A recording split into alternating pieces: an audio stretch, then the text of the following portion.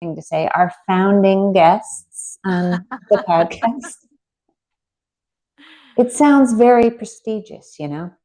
I like it too. I feel very honored to be part of the founding guests. Awesome. And you've been good? I have. Yeah, I've been great, actually. Yay. I love Yeah. it. Except for I want to talk about your hand because you're like doing stuff already, but let's start. I guess I should explain it. I was doom scrolling on Instagram, and one of the ladies I follow, she's the wife of a comedian that we love so much. So of course we love her. So anything she posts, I'm like, ooh, what's that? But she had gone shopping or something, and she came out and there was this little card on her car. And it was at the top, I guess this person, whoever left it, is doing this like to spread joy and love. And I thought it was such a cool thing to do, really. So now I want to go get card. I want to do the same thing. But so anyway, it was here's a quote, a joke, and a friendly note. So we're going to do that here. And we'll do the joke first and then go on from there. Okay. So you go ahead and go do your joke. With my joke, you know what it made me think of though too with the jokes. Have you ever seen on Instagram those two guys that sit with their coffee mugs and they tell jokes? And I was like, Yes. I couldn't remember who it was because I'm like, I got to go to one of them because they crack me up. I didn't have a Me joke, so too. I just asked my son on the way down here, and my one son is horrible at delivering jokes. He always like forgets the punchline, and it makes no sense. But this one, the other one, is really good. So literally, as I was coming down to the studio to hop on, I was like, BJ, I need a joke. So here it is. Why didn't the toilet paper make it across the road? Why? Because it got stuck in the crack. I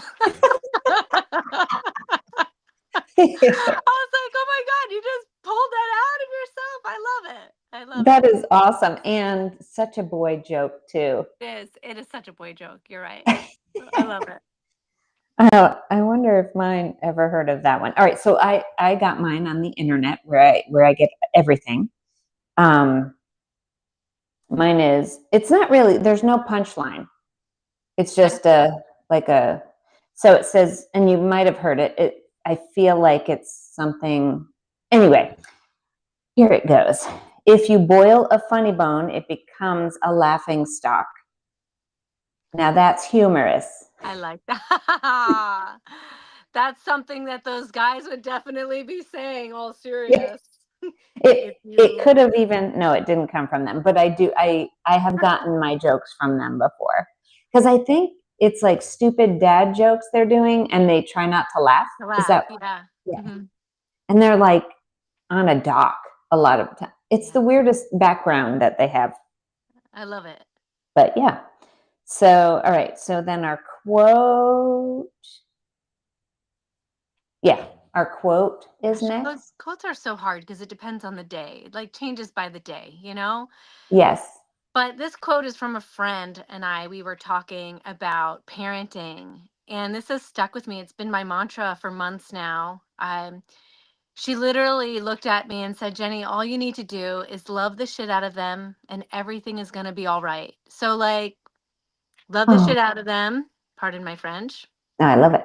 Everything's going to be all right. So, I've kind of just used that like with anybody, like family, people that may be irritating me, even my kids, like when I worry about their schoolwork or if they're having trouble with friends, it's like just love them.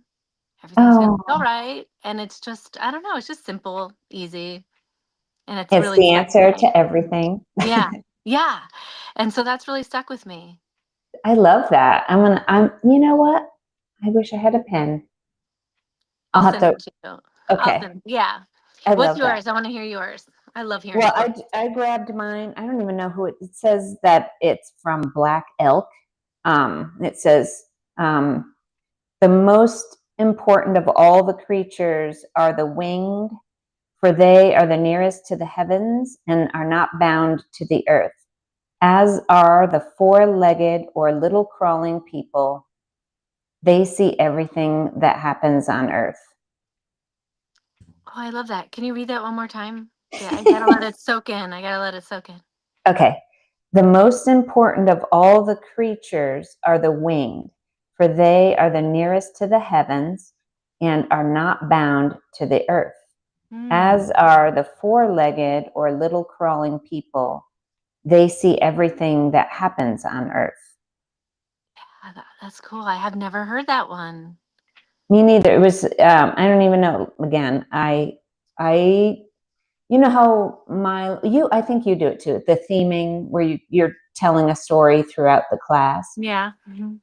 That doesn't come natural to me. So I either find a story like a article or a story on the internet, and I block it through and I read through them.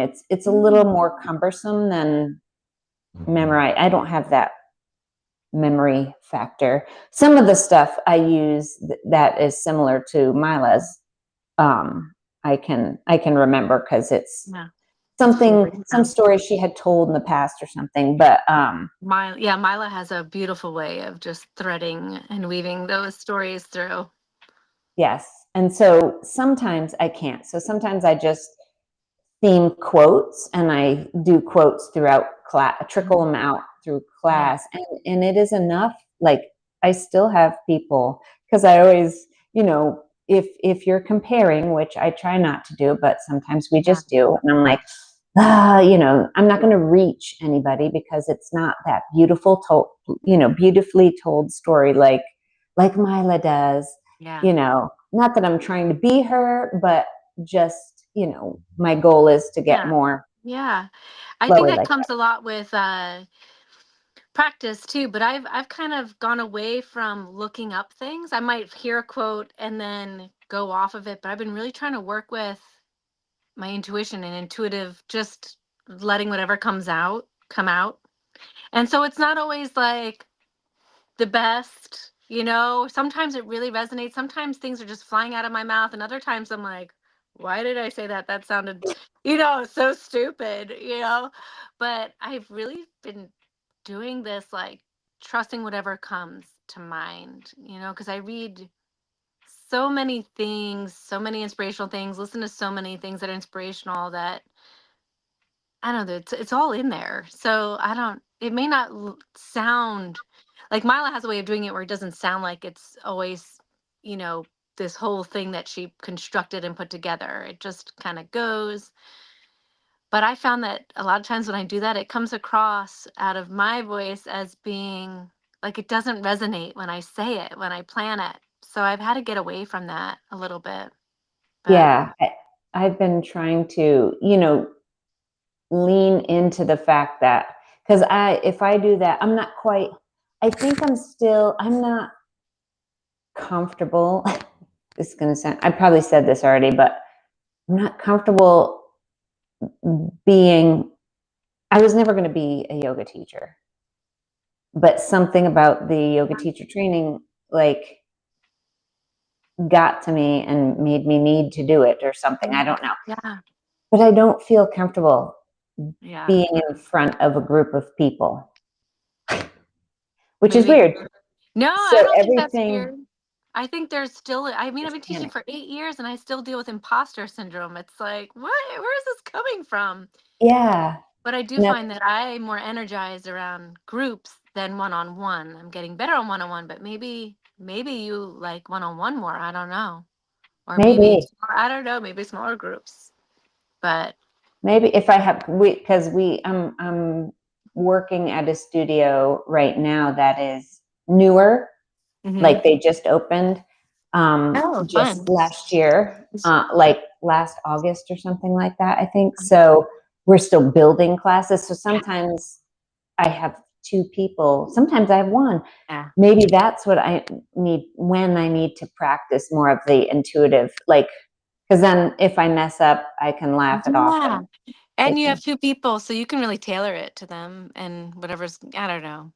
It's hard yeah, though. It's hard.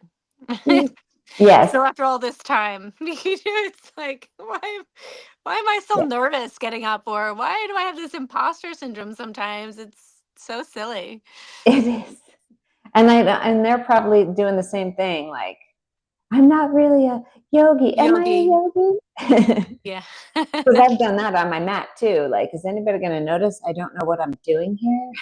Yeah. Yep.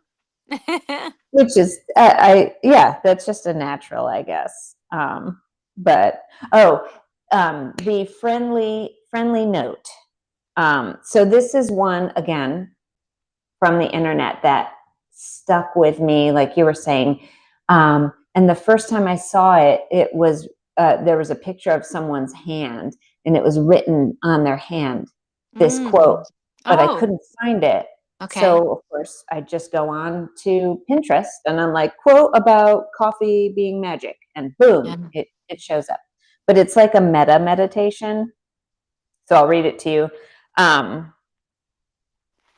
it says, I hope there are days when your coffee tastes like magic, your playlist makes you dance, strangers make you smile, and the night sky touches your soul. I hope there are days when you fall in love with being alive. Um, I and love that it. was just like, I don't know, like my wish for people, like everything. Like, have I you ever love this tasted little your coffee? exercise. Yeah. Yeah, I love it. It's so sweet, this. I love it. And I love that. You'll have to send me that one. Yes, I will. It's not written on somebody's. That was my favorite part, was that It they was somebody amazing. wrote it on their hand and then took a Yeah. picture of it. I'll find it, because I'll send you that one if I can find it. But I read that one. That one is my um end of class after, like, the sealing the practice. I love Mhm. that one because it's usually morning. Are you morning teacher? Me too. Yeah. I have one class I teach at night and I have to drag myself to it. I'm like, oh, I'm so tired. Yeah, I'm that's not. how I was. Yeah, Mhm. by the time I get going, it's fine. But I'm like getting there. I'm like, oh, do I Yeah. have Yep. energy? Yep. I I feel guess, you. I was the same way. Now I yeah, can't teach at night. The boys just have too much in the afternoons, so it's just too much. So, but I it's love it. funny. Get that quote. That hope. Yeah, yes, We're gonna say it's funny. it's it's funny. I don't have kids running around doing stuff anymore, but I still have that. You're gonna laugh. My dogs. We have a lot here right now. Um, so it's that witching hour. And so it's just like I have to do this and this and this and this and this with them. So, and if I have my normal work and then class, and then I have this window and I'm like, oh my God, it's so much. I can't, it feels that, like that same, even though I'm not leaving the house, it's all right here. Yeah. Like that, I got to bring this one here and this one over here. And you're like, bing, bing, bing. Yep. But really, I do find, but it reminds me of that whole, those days. And I say sink into it because I wish I had that still. Yeah. Yep. I try to keep that in mind. I really do. Yeah. But I just had my older son, who is, oh my God, 27. He'll be 28 this year. Oh my Wow. God. He just called and was like, "Hey, what you doing? I'm gonna bring we set up a couple of disc Oh, golf fun. things around the yard." So he's like, "Hey, what are you doing?" And I'm like, "Nothing, blah blah blah. Do you want to come over for dinner and we can play disc golf?" And he's like, "Yeah." And then he's like, "Do you want me to come over now?" Because it was afternoon. I'm like, "Sure." And he doesn't normally do that, but I'm like, Yeah. "Yeah, come on over." So it was a nice treat. Oh, yeah. Oh, I hope I have that. I think that's why we try to do things like skateboard together and wakeboard and just things that we Yeah. hope that we can reel them back in to hang out. You know? Yeah. But Yeah, and it we play is. disc golf too. It's been a while. We maybe last year, last summer, so it's been a while. But that I like that too. I You just reminded me of disc golf. Yes, it's such a nice way to get outside if you're not an outside person, but you love to do stuff. Yeah, It's like, and you suck at regular golf, there you especially have it. like boys. I feel like sometimes my boys, anyhow, they're not big into hiking. But if we're walking through the paths and they're throwing a disc, Yeah. that's much different. I can get them to walk when there's a mission or a competition. That's funny you say that. My younger son, who his girlfriend, she loves hiking.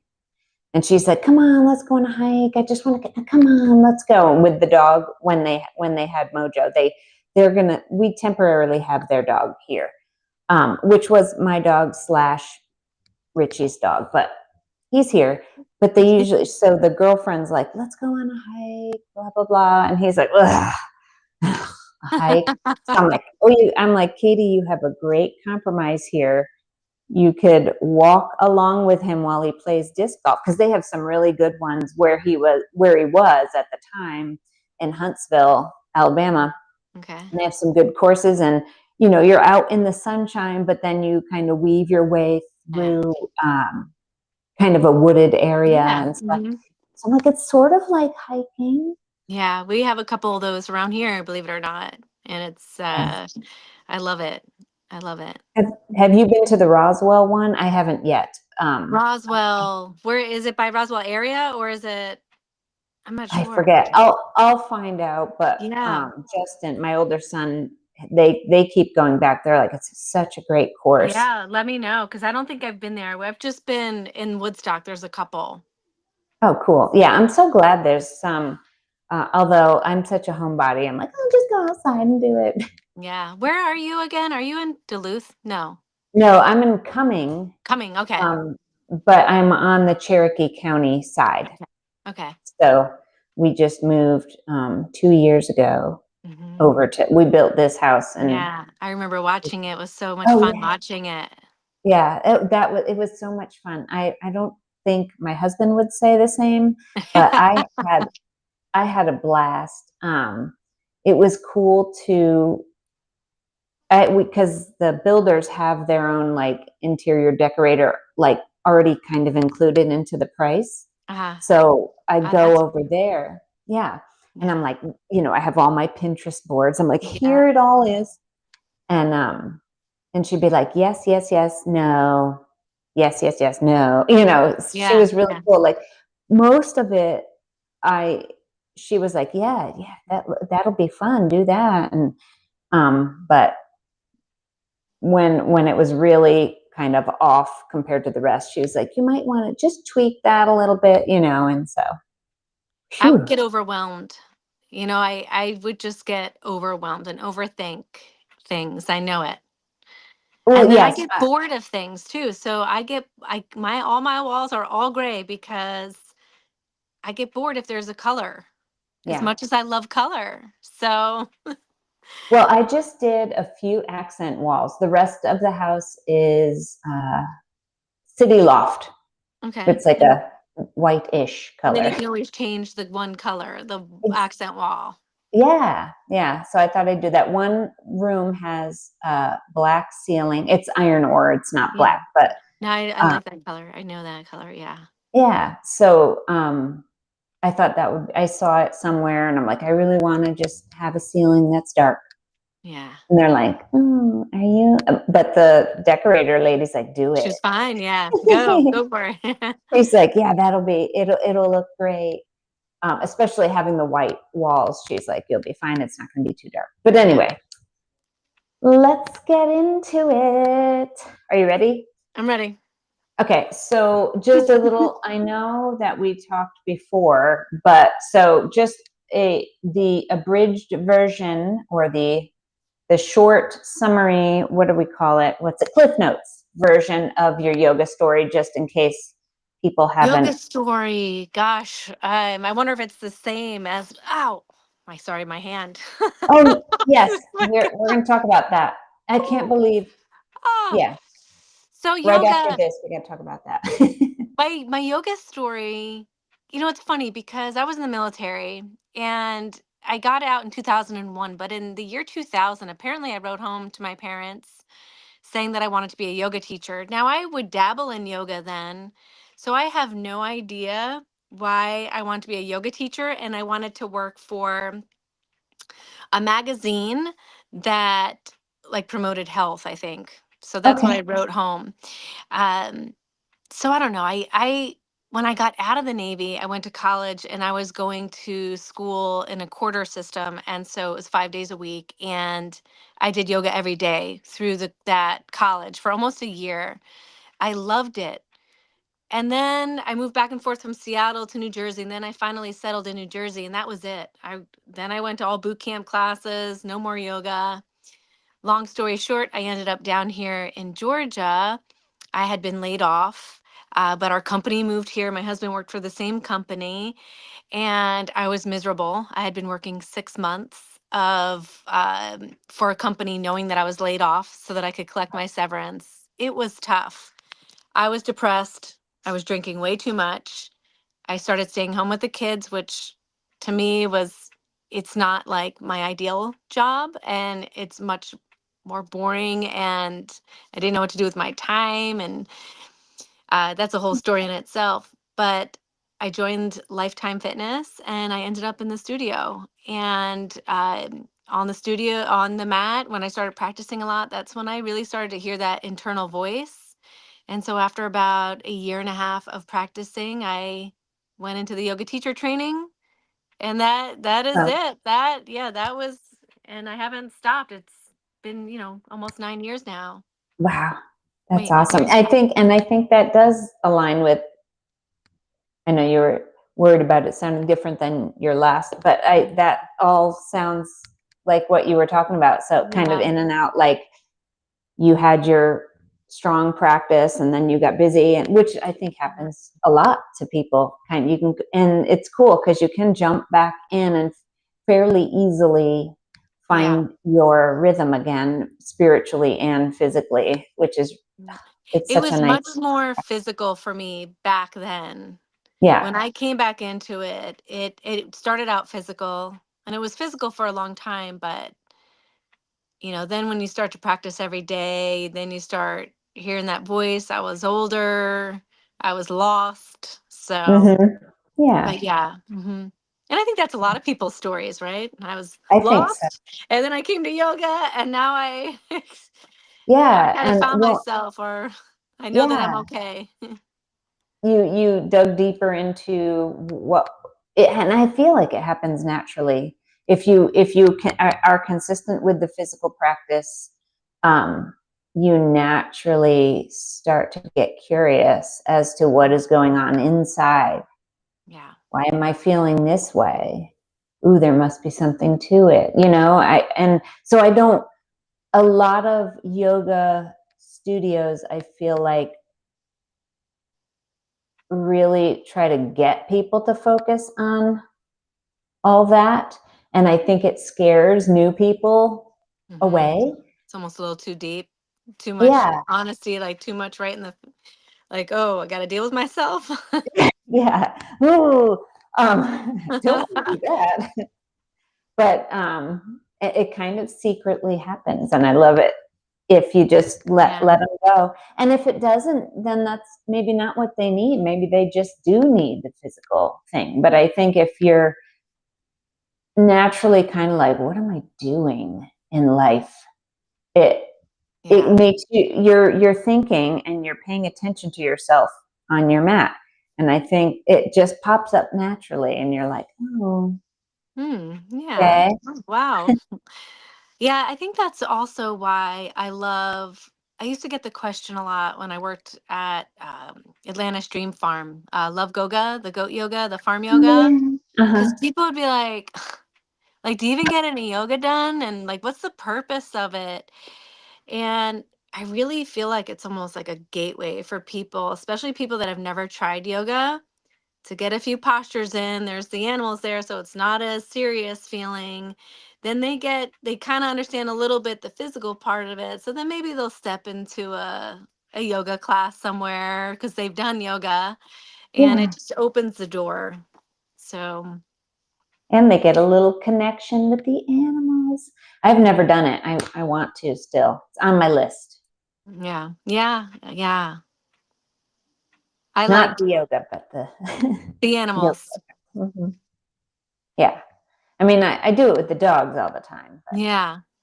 Yeah, But there's yeah. something about little goats jumping on your back, or at Atlanta at Love Goga, the horse would come around, or she'd bring the pigs Oh, in, or the llama. The cat would always come and lay down. oh, very cool. And then we also went up to North Georgia Zoo, which I think they still do occasionally with sloths, the kuni pigs, Oh, not kangaroos. What are the smaller ones called? I can't remember. They look like kangaroos, but anyhow. oh, I know what you're So talking they have big wolf pups that you can do it with. Oh, that would be so cute. Yeah, yeah. So I just I like would being love around that. animals. Yes, we have a little, I don't know if, I guess it's a farm. Yeah. Chickens, but they have two donkeys. That's why I was laughing. I'm like, is she over by my house? You had the Oh, when I posted video. that video, oh, I love them. I love donkeys. Me too. And especially when they When make they their, bray like that, yeah. they make some funny noises. Um, so there's two donkeys, a couple of goats and some chickens, and they have pigs, but they aren't in the area where they can come up. And then they have a couple of horses. And yesterday, I don't know why I'm telling you this, but yesterday, there's no point to it except petting animals. That's So there okay. was a horse. There was a horse, and he was hanging his head over the fence, looking at the other horses on the other side of the road, Oh, like having a conversation or whatever I they were love doing. that. I love it. So I was like, I had my dog. I had two dogs with me at the time, and one is a pointer, so she has to point at everything, which I don't discourage. So I let her. We have to stop and Yep. let her point, and I fix her little tail because she's got to do it right if she's going to do it. But then I'm like reaching over. I just want to pet the horse, like letting her point still. And anyway, I got to pet the horse. I was so excited. I I had afraid of horses. horses. Like I Oh, worked with the horse at the farm because they're so big and they're so strong. So I really worked on my yoga there, breathing and trying to pet his, what do you call this? Is it their snout? I don't even know what you call their face there. I don't know what I you don't call know their face. I don't it. know. Well, there is a name for this. I forget. Like right underneath their Yeah. little bangs. And I've kissed it. So that was huge, even though my heart rate Oh, was like, yeah, yeah. There. It's so funny. Looking back, how they allow us to do all these things to them when they could just be like, yeah. get I out of like here. that word, allow. Yeah. They allow us. Yeah. Yeah, Yeah. because there have been times where they did not allow me to Yeah. do things, Yeah. and I Mhm. got the hint and did not. I'm like, I get it. Okay, freeze your butt off. I won't put your blanket on or whatever. But okay, I want to talk about your hand because oh my God, so you had hand surgery. This my father-in-law had. I don't know if he had the trigger thumb part, but he had something, in here, Yeah. something. So it I don't know if you Yeah, can see it. It looks pretty Frankensteinish, these yeah. sutures, but yeah, I But just I mean, those little things, and you're not even like before old school, you were like yeah, you're in, down. Yeah, yeah. yeah, yeah. And now you're like holding stuff. They want you to use your fingers to keep the blood flowing through it. And it's like even my hand is still bruised. You see the bruising? Yeah. It hurts. And you don't realize how much you need a second hand. Like when I planned for this, because they said 2 weeks you'll be able to use your hand, but you're gonna have to work with it. 3 months maybe full recovery. Okay. Um, and it varies, right? But I was like, oh, I can play pickleball a week later, and like it's so hard to even just move my hand Oh without my these gosh. moments. And then you don't realize how much you use it. So even to do your hair or to like clean off a table and put something onto your hand or to hold a pot to clean it or to cook, you don't realize how much you use that other hand. Yeah. Or to Oh, get me open on up your swimming. car door or put your seatbelt on or to hold your I mean, I'm really appreciating the second hand. So Yes. You're like, thankfully it is that's my why we have left hand. So it's, oh good. I am able to I'm much better with my right hand, so that's good. But yeah, And I what don't know about what I was yoga? thinking. Yoga. So I went to our community class. We have a community class once a month where new yoga teachers will come in and teach. Um, I went and took the class and I just kind of stretched a little bit, but then I laid down. It's a really good practice for me yes. to just not do anything. And even though everybody around you is doing, can I stay present in my practice? So it's kind of been like a fun challenge. Oh yeah. Teaching, I'm still teaching. It hurt, but not so much during teaching. It was more so after I taught because all of a sudden I could feel my hand. I was lost in the teaching when I was teaching. Yeah. I But love that. Wow. yeah, I so can't we'll believe how see. fast. So it was bothering you for how long? How long before you were like, You know, I better do something? I I had thought that I had nerve damage on my pointer and my thumb. I had picked up a pot that was sitting on our stove. I didn't have the stove on, so it wasn't like a pot that I was using, but the oven was on and it heated up this metal pot. And so when I was putting stuff away, I grabbed this pot, not realizing that it was hot because of the oven, and it burned my fingers. And I just dropped the pot. I felt like I Oh, could feel it in my bones, but it didn't hurt the surface of my skin. It was more of like, ooh, like nerve damage. So yeah. for a good year, I couldn't really feel my thumb and my pointer. So Oh, I wow. thought it was associated with that. Then I started noticing it going into my other hand and Oh, I started noticing it coming down. So I got tested and they said carpal tunnel. And then my okay. thumb was getting stuck. So we just went ahead with both. I don't know how people get both done at the same time. And I'm like, Ooh, I mean, I know get it over with, but I mean, it's hard for me to do anything with this. Pulling my wow. pants up, getting dressed. I'm like, a bra, I can't put a bra on. I'm Oh like, my God. Yeah. help me. Like somebody help, please. Brushing my teeth. I'm like, how do you get the toothpaste without the toothbrush falling over? I mean, it's like Oh little yeah. things you don't think about at all. So, whole new appreciation for my second hand. Yeah. I can't even imagine. I'm before when I don't think there was the whole philosophy of not using for a few weeks, like just letting it rest. Yeah. You have to have like a whole other person with you to help Yeah. you do To do anything. anything. Yeah. Yeah. It's different. I mean, 2 days after they wanted me to take the bandage off and move it. Wow, So, that's crazy. Oh, and like my husband got a hip replacement, ooh, and you're right like up out of bed after that. Yeah. And you're yeah, moving it. and like I don't know, the next day or something, you go home, or even that day, you go home, and like they're like, make sure you're walking, and I'm like, walking. Yeah. Oh my God. And I remember my aunt when I was a teenager getting knee surgery, and they're like, don't. Right. Well, Oh, no, yeah. Don't back back then. then. Yeah. And now they're like, get up, let's go. And I'm like, oh my Yeah. God, it's crazy how much. I mean, I know that's a longer time frame, but it's Yeah. crazy the It amount of is. even heart surgery. I remember I had a client one time, and he's like, oh yeah, I got heart surgery 2 weeks ago. I'm like, what? And you're,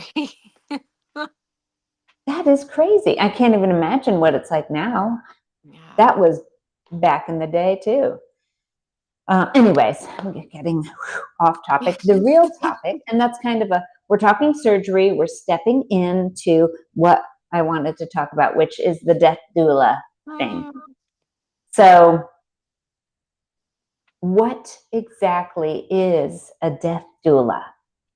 a good question. I mean, I know a lot of people are like, they're afraid to ask too. They're like, what? So what? What?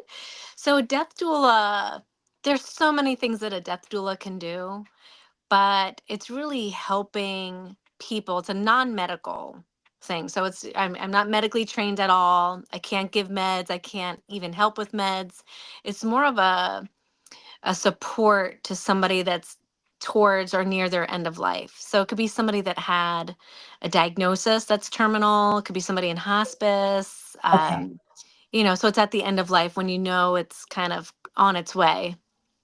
Usually within the last 6 months. It could be any time really, even.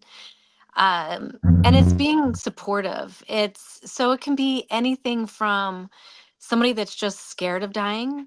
So just helping people through fear. Yeah. It could be that. It could be legacy projects. So helping build legacy projects. It could Ooh. be somebody gets a terminal diagnosis. Well, what do we need to get in order for you?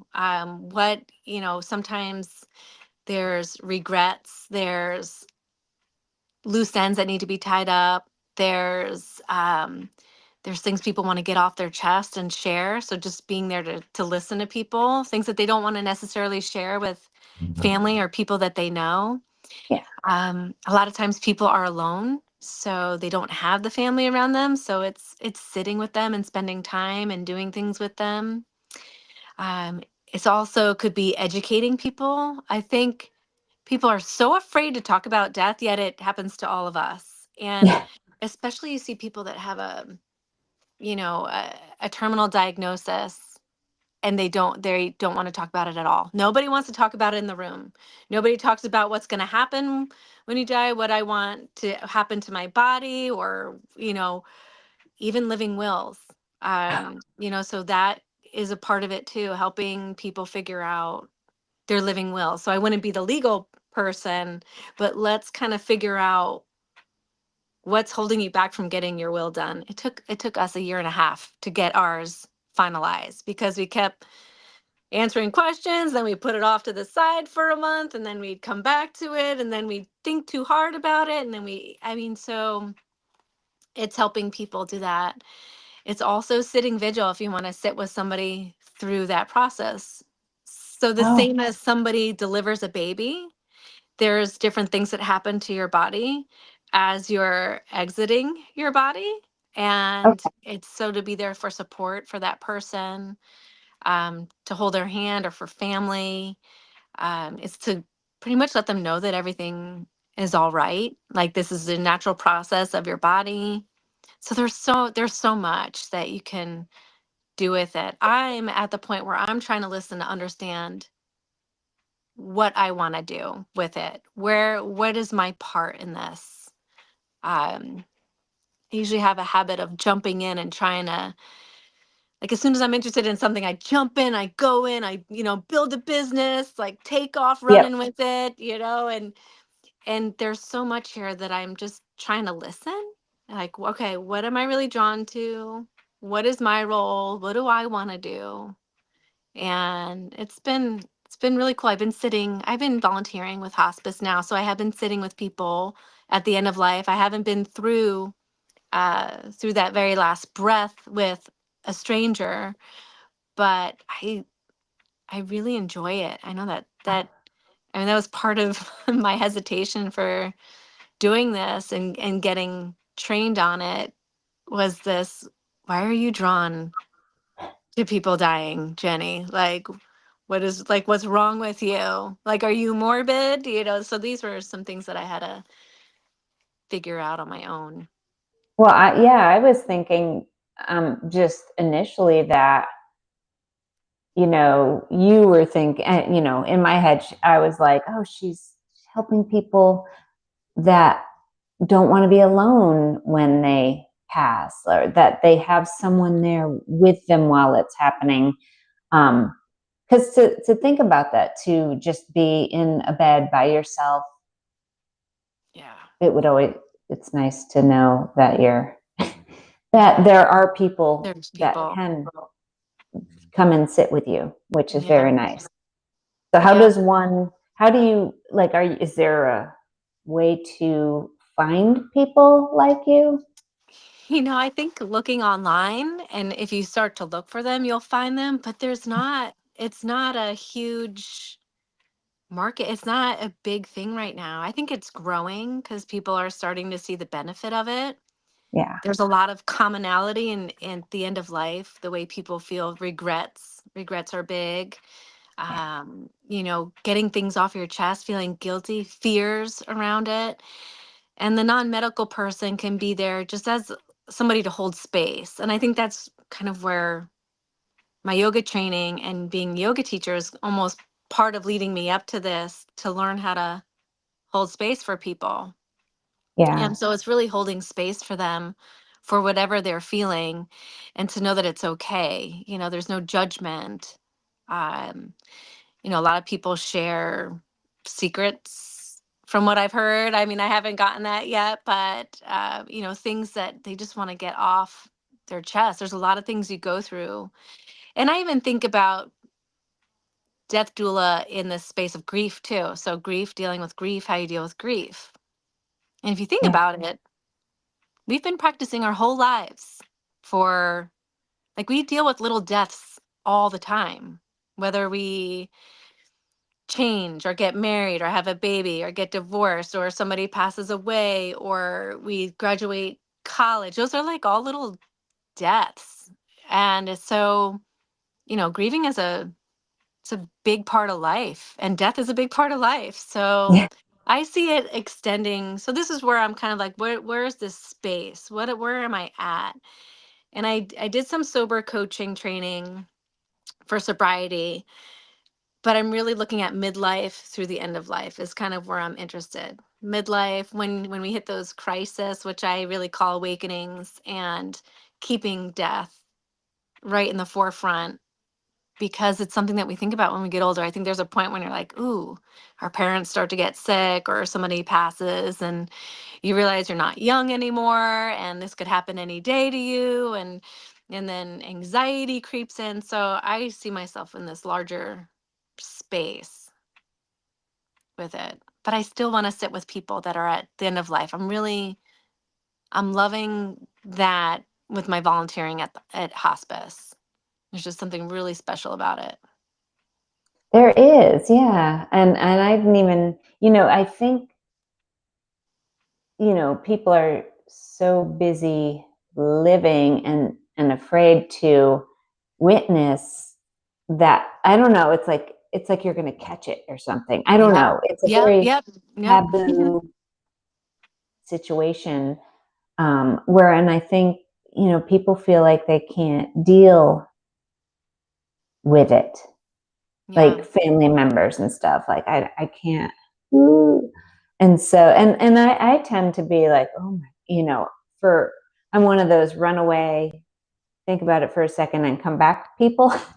Yeah. Yeah. Yep. um, but yeah, that's it's such a great thing that you're doing Yeah. And I've with even people. considered, so I'm considering kind of like workshops, even where I guide people through a death. So essentially a Oh, death meditation, and then we kind of get a little bit more comfortable with it and see what comes up, because you don't want to be on your deathbed like now thinking about, all right, now what? Now that I'm going to die, like what's going to happen? Where are my things going? Who's going to take care of my kids? Whatever it might be. Or gosh, I wish I would have communicated with that person more. I wish I was more myself and didn't worry so much about that. And so, um, but yeah, I think people are really afraid uh, that if we talk about it, that it's going to come sooner. So that it's going to happen. And that was yeah, part of my fear of when I initially, I mean, several years ago is when I first heard of somebody being a death doula. I was in a yoga teacher training, and she said she was going through training for death doula. And I remember like feeling like, ooh, like that's really cool. That's interesting.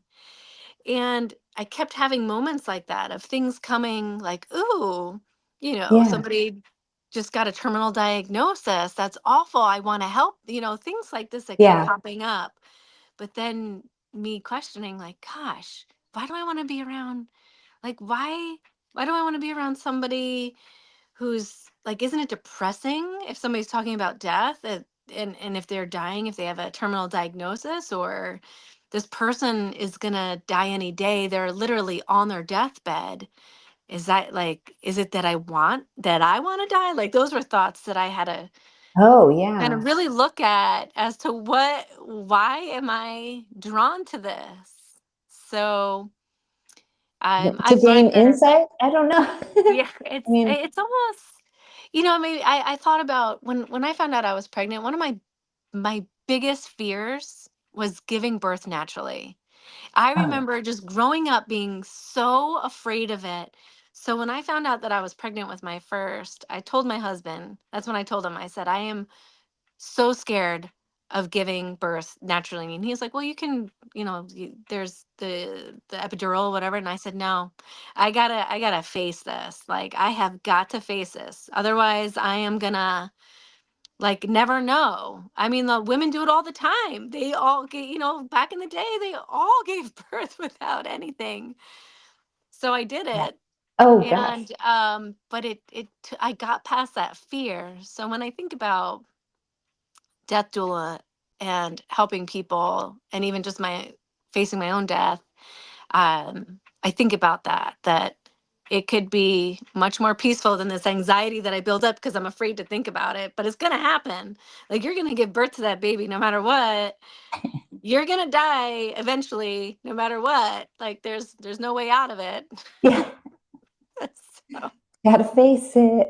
I think it's maybe the moments before death that seem more scary I think somehow. for people, because it can appear that somebody is suffering, Yeah. but our bodies know what to do. Just like giving birth, our bodies know what to do. And from what I understand, it's peaceful. It's not the person that's experiencing it.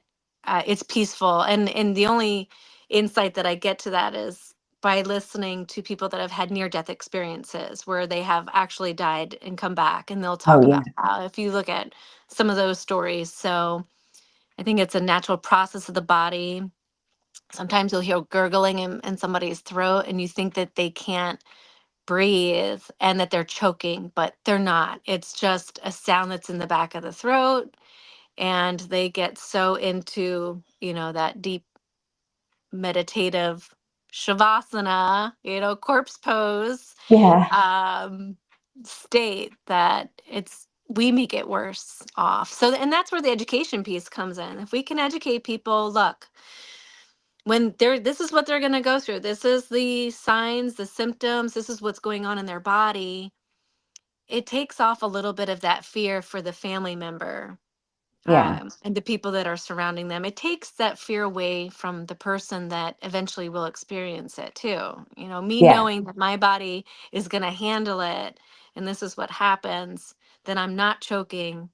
I might feel better as I'm approaching. Who knows? I hope not to know anytime soon. Right. But I just think talking about it helps, getting it out there. And that's why I think the work is so important, just so that we get past the anxiety, but also it reminds us that we're mortal, so that we take our day more seriously.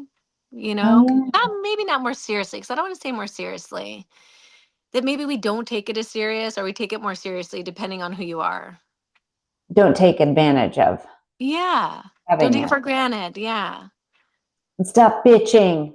No, I'm kidding. Yeah. And I really Because I'll think find myself doing that. I'm like, ugh. I'm like, all right, you know what?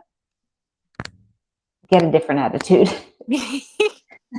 my hope that I wanted to leave on the car, I don't know if did we go over my hope was just that I hope No. that Yeah. you know that you could find that there is moments of joy that you can find in the day. There are.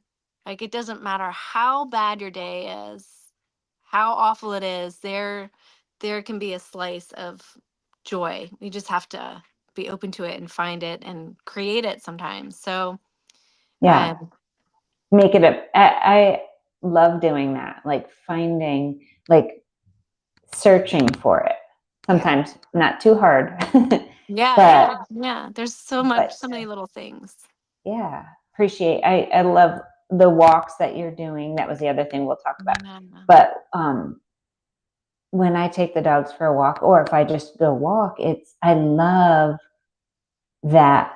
I love looking at things like a flower and being like, I've never seen that. I've actually never I saw these little flowers today that look like daffodils. They probably are daffodils, but they're tiny ones. They're like thin and itty bitty. Oh, And then the white daffodil with the like little the right on the zebra. edge of the Yeah. center thing, there's like yellow or orange or So something. pretty. Hmm. And so I find myself like exploring. Even I've walked this road, I can't tell you how many times, but searching for things that are amazing. Tree bark. Do you know how many different tree barks there are? Yeah, they're cool. Yeah. Yeah. So yeah, that I love that, being Yeah. able to do that. And I do I also wish that for people to go out and Yeah. be an explorer. I mean, it's hard sometimes. My cousin was killed recently, about 6 weeks ago. Yeah, he was in a snowmobiling accident, Oh wow. 39 years old, and it was so sad. There were hundreds of people that showed up, but at the same time, I think if we're able to look for it, you can see the joy, like our family getting together. You can see how much he was loved. Even just moments with my kids, they wanted to go to, this was up in New Jersey, so they wanted to see the New York City skyline. So I drove a little bit closer so they could see the skyline, and just seeing their amazement at the city. And it's like looking for those, even though we were so sad about my cousin, there's Yeah. still, like, we're capable of holding a lot of different emotions at the same time. At the same time, yeah. I think we forget that sometimes. I think it's really easy to like just get into that mindset of I'm depressed or I'm upset or life isn't working out. And then you just kind of go with the motions and you don't look for that magic, like you said, like the magic that you see when you're out on your walks, Yeah. or the amazement. So, and that's what my walks have been about. I've really wanted to just spend more time listening. I mentioned that I always try to figure things out. And so with the death doula, it's like, what am I going to do? What do I do? What do I do? And I decided to, this 100-day project comes up every year. It's an art creative project. And every year I try it. I don't make it past 10 days. And, and this year I just kind of looked at it differently. I said, "Wow, what if you just keep it so simple? And if you keep it something that's nourishing for yourself, and don't put a lot of time, because you can always extend the time if you have the Yeah. time, but you can't, like, an hour, if you an hour seems some like too much sometimes." Yeah. And I looked at my sobriety journey and I was like, man, I've done several hundred days of no drinking, and removing something that was hard, I can certainly do something that brings me joy. So yeah, I do 10 minutes of meditation walk and 10 minutes of a meditation painting. And what I mean by meditation is you just don't have any. I carry my electronics with me, I carry my phone with me. But for at least 10 minutes, I cannot touch it. I just have to be very present, and I'm open and I listen. So I listen to those voices in my head. Yeah. I let things come to me. I look for the magic. I look around, like you said. I look for the amazement. I look at how different things look every day. And the same with painting. I paint with intuition. I just grab paints. I just kind of go. I try not to think. As soon as I'm thinking, I know I'm trying to create a product, and that's what I'm not trying to do. I'm just trying to go with the flow and just use color doing it. And I love it. It's been so, this is going to be a life practice. So it I might not love be it. every single day. So I've learned to, I missed a couple of days with my hand with the walking. I didn't miss the painting, but it just, even to 10 minutes, it's like I can go out. My hand is like, I'll just be careful. I won't go in the woods where I'm going to slip down some pine needles, but I'll just Yeah. be outside for 10 minutes and listen. And it's Yeah. been great. Yeah. Yeah, I love that. I'm not doing anything like that now, except just journaling. Mhm. I got out of it for a while for some reason. And so now instead of always doing, the gratitude journal, Mhm. I just sit and write whatever kind Yeah. of comes out, like weird thoughts that I'm thinking that I just write it down. Have you heard of morning pages? Yeah, it's sort of Yeah. like So that. it's sort of like stream of consciousness, kind of just let it dump out. Yeah. Yeah. So I'm doing that, and I'll miss a day or two, and I try to just not beat myself up about it, because that's in the past I've been like, oh, Yeah. I'm not consistent. I'm just not going to do Yeah. it. And so now I'm like, Yeah. no, I am. I don't have dated pages. I'll put the date on, Mhm. just so I know kind of if I look back at it Yeah. where I was at the time. But that way I just write it. If I I love miss a that. week, then I miss a week, right? Yeah. So you're doing, yeah, walking, painting. I Um, journal too. I've always journaled. yeah, yeah, I Mhm. remember that because you talked about that. I think it was on one of your newsletters or something. And you Yeah. were talking about art and stuff. I've kept a journal. I have so many different types of journals though. But I I like just that. started a death journal, which I've heard it called a death journal. I don't really like that name. I kind of like legacy journal, but then Oh, legacy seems too big. Like it makes me feel like I'm trying to be too important. But essentially, it's for my kids. yeah, So I'm trying to put like anything that comes up, advice, things that they're not listening to now, that you yeah, try and tell them that maybe when they go back. So I'm kind of exploring with that. And I also find myself, I've been thinking about this for months now, and I think it's time. I want to go through all my journals and I want to start taking out pieces that I want to keep and maybe burn the things that don't matter ooh, or do some sort of release because there is a lot of venting in there, but there's also like these little nuggets that are really cool. And if I could create this book, which could probably be for them too, yeah. this legacy journal, I got to come up with something else. Excuse me. I'd like to put it together. Like, I'd like to have it in order. And so that, I don't know, I just want to create this book with it. So we'll That would see. be, yeah, that's a good idea. We should Yeah. have a group on that. How fun would that be? Everybody Well, bring so their that's journals. that's one of the things that I've thought about with this death doula stuff and midlife is thinking about a community space, an online community space. Although I want things in person because I really like the human interaction. But how many times do you see somebody that's been given a book? And I know I've been given a book where it has all these questions that I need to answer, or I've given it to my mom, and nobody fills them out. But if you have a space where you show up once a month or twice a month, and we go through these questions, or you go through the questions to help you with your living will, for instance, Oh yeah. or like let's talk about if you're put on life support, like get through like and Oh just yeah. have these conversations and have this creative space, but so that we have something. Because I hear so many people that, yeah, I want to do that for my kids. Yeah, I've always wanted to write letters to my kids. Yeah, I want to have just like something or a book. And so that's one of the things that I've thought about. But again, I don't want to jump in, and that's part of this 100 days. I'm really trying to listen and see where this is going while I volunteer, while I explore, while I listen to the universe, just guiding me what's my next step instead of forcing it and instead of trying it. So kind of Yeah. trusting that it's gonna come, whatever it is I'm supposed to do.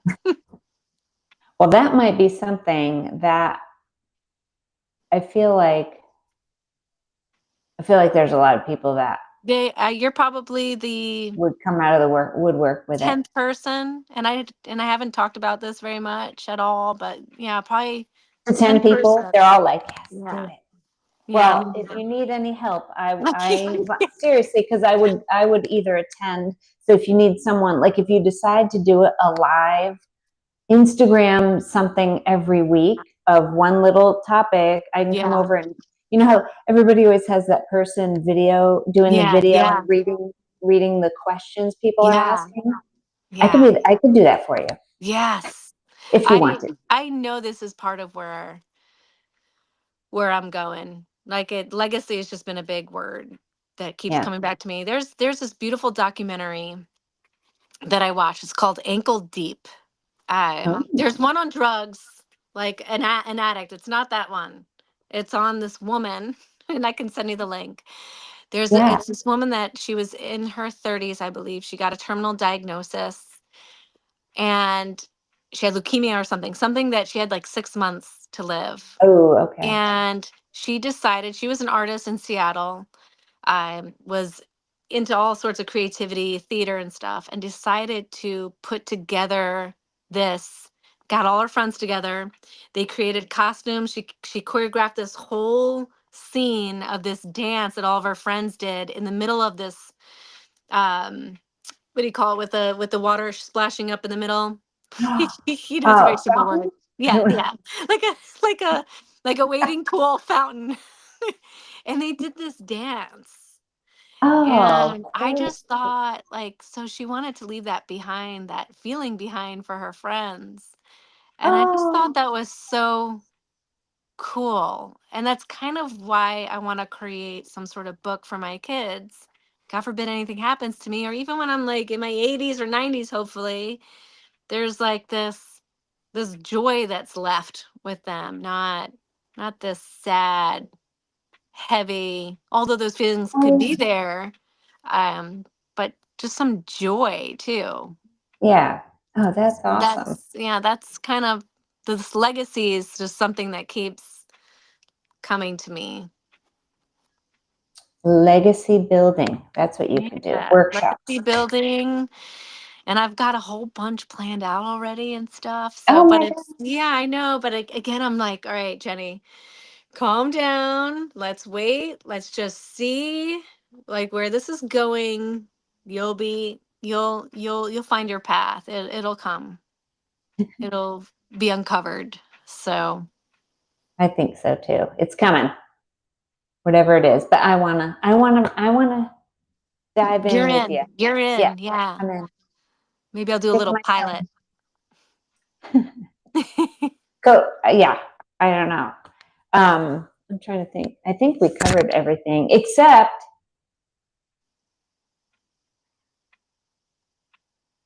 insurance. Back to the death doula thing. Mm.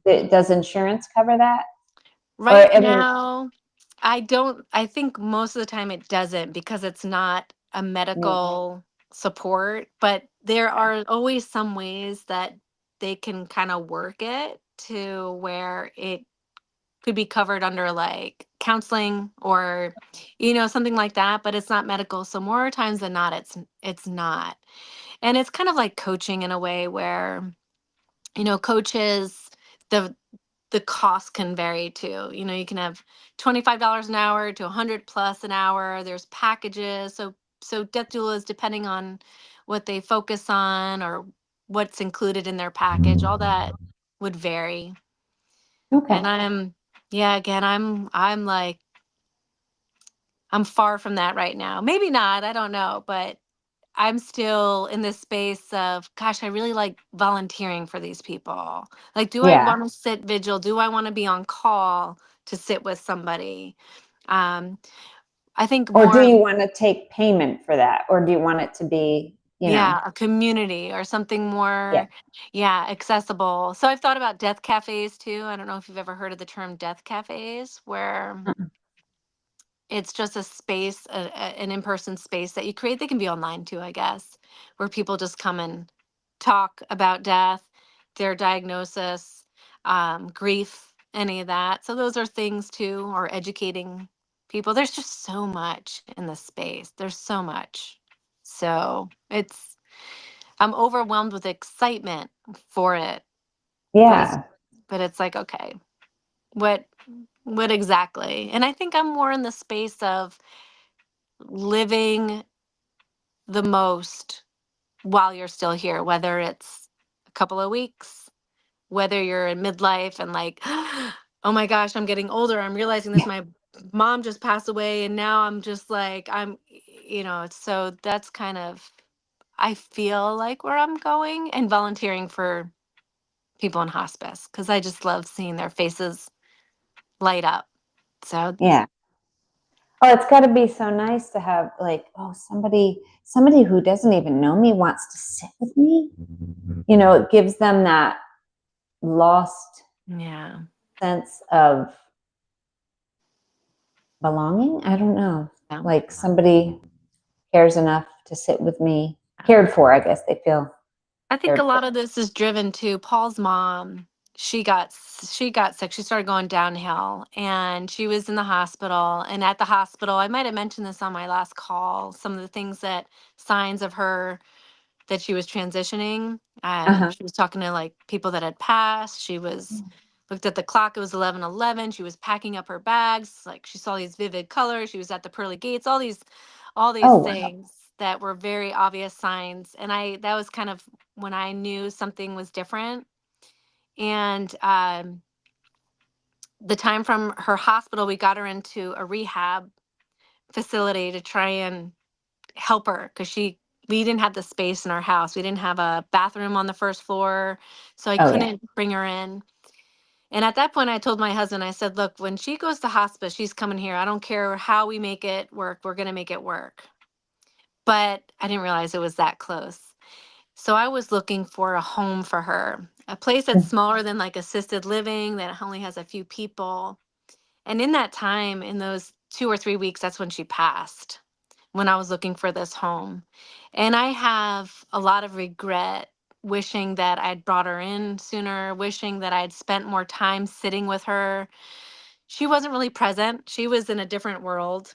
Um, so like we would go, I'd go and see her, and it wasn't like talking to her. It's almost like she had dementia, but she didn't. Oh, This was just her phasing over.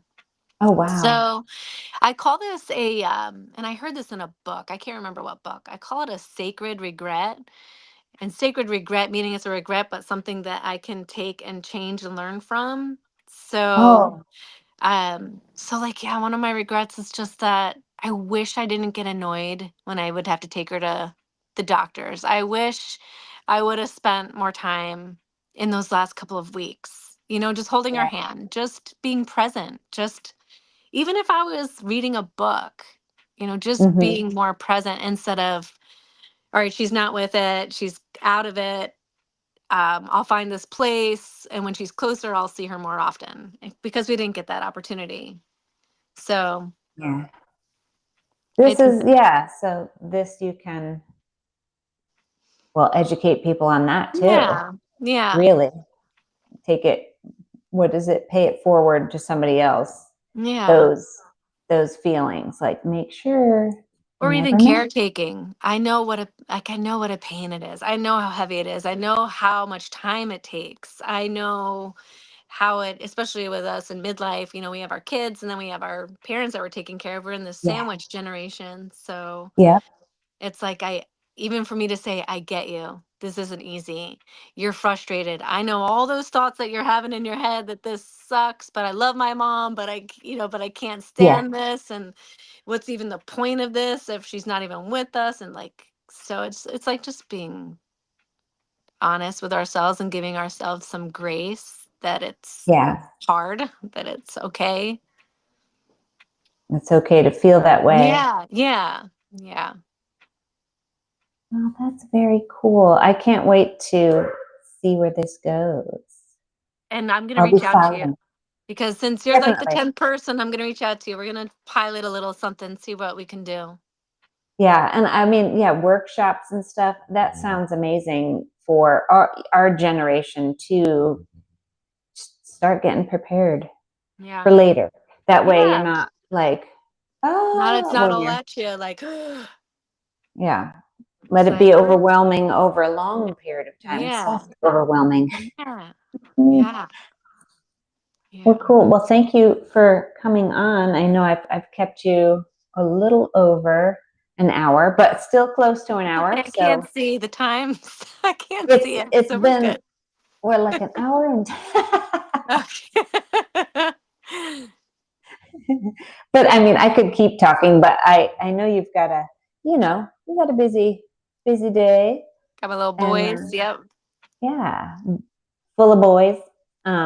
I miss that. So go enjoy. And I'm gonna come out and take your class as soon as my hand is. I'll come out too. Yeah, the morning classes, they're fun. But yeah, and the space is really cool in the city center, up and coming. Yeah, yeah. Very cool. It's been a long time, so I need to go check it out. So Well, we'll get a coffee after. that sounds perfect. All right. Well, you have a Ah, good Sunday and have fun at the Globetrotters. I'm thank you. I'm jealous. so excited to surprise them. Yeah. It'll be Oh, I fun. hope they're not there. No, no, they're Okay. up there. They're. They'll be like, what? All All right. right. Have a great weekend, Rachel. You too. See ya. Bye. Bye.